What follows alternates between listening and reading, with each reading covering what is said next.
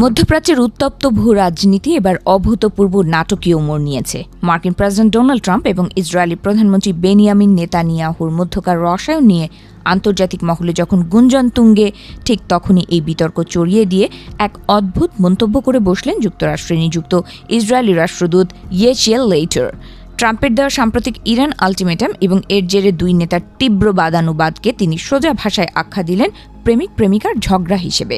White হাউসের all Indo থেকে তেল আবিবের নীতি নির্ধারক মহল সর্বত্র এখন একটাই প্রশ্ন, তাহলে কি ট্রাম্প ও নেতানিয়াহুর মধ্যকার 4 দশকেরও বেশি সময় ধরে চলা গভীর বন্ধুত্বে বড় কোনো ফাটল ধরেছে?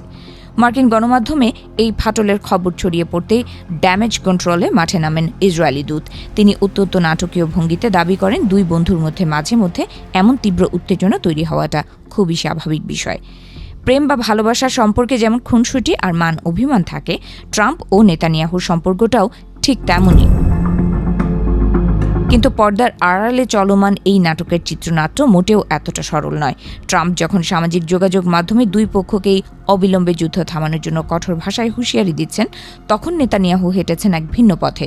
ডোনাল্ড ট্রাম্পের সম্পূর্ণ যুদ্ধবিরতি এবং ইরানের সঙ্গে আলোচনা করার মার্কিন কৌশলের বিপরীতে ইসরায়েলের প্রধানমন্ত্রী ইরানের ওপর একের পর এক সামরিক আঘাতের নির্দেশ দিয়ে চলেছেন।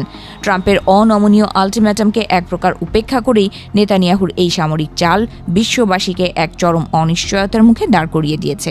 এই কূটনৈতিক যুদ্ধক্ষেত্রের উত্তেজনা আরও বাড়িয়ে দিয়েছেন আমেরিকার একের পর এক হুঁশিয়ারি বার্তা।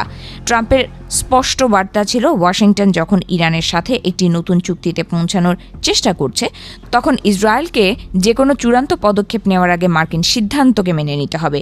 কিন্তু নেতানিয়াহু তার মন্ত্রিসভা স্পষ্ট করে দিয়েছে, ইসরায়েলের অস্তিত্বের সুরক্ষায় তারা কোনো দেশের, এমনকি তাদের সবচেয়ে বড় মিত্র আমেরিকার কোনো আলটিমেটামের কাছেও মাথা নত করবে না। গণমাধ্যমের ক্যামেরার সামনে ইসরায়েলি কর্মকর্তারা বিষয়টিকে স্বাভাবিক দেখানোর আপ্রাণ চেষ্টা করলেও কূটনীতিকদের বন্ধ দরজার ওপারের পরিবেশ যে বেশ উত্তপ্ত তা আর গোপন নেই। রাষ্ট্রদূত লেইটার যতই বলুন না কেন যে এটি কেবলই ঘরের ভেতরের সাময়িক ভুল বোঝাবুঝি, বিশ্ব রাজনীতির বোদ্ধারা কিন্তু এতে বড় কোনো ঝড়ের পূর্বাভাস হিসেবেই দেখছেন। ওয়াশিংটন এবং জেরুজালেমের মধ্যে ইরানের পরমাণু এবং সামরিক সক্ষমতা ধ্বংস করা নিয়ে যে দীর্ঘমেয়াদী কৌশলগত মতভেদ রয়েছে, এই ঘটনা তারই একটি জ্বলন্ত বহিঃপ্রকাশ। এদিকে ইরানের পরমাণু ও সামরিক স্থাপনাগুলোকে ঘিরে ড্রোনের গর্জন আর মিসাইল হামলার সতর্কবার্তা মধ্যপ্রাচ্যের আকাশকে প্রতিনিয়ত ভারী করে তুলছে। একদিকে মার্কিন চাপ এবং অন্যদিকে দেশের অভ্যন্তরে সামরিক শ্রেষ্ঠত্ব বজায় রাখার প্রবল তাগিদ। এই দুয়ের জাঁতাকলে পড়ে নেতানিয়াহু এখন এক চরম রাজনৈতিক জুয়া খেলছেন। ট্রাম্পের বেঁধে দেওয়া ডেডলাইন বা আলটিমেটামকে বুড়ো আঙুল দেখিয়ে নেতানিয়াহু প্রমাণ করতে চাইছেন যে যুদ্ধক্ষেত্রের শেষ সিদ্ধান্তটি শুধুই তেল আবিবের। এই নাটকীয় টানাপোড়েনের রেশ ধরে বিশ্বজুড়ে জ্বালানি তেলের বাজার থেকে শুরু করে ভূ রাজনৈতিক সমীকরণে বড় ধরনের অস্থিরতা তৈরি হয়েছে।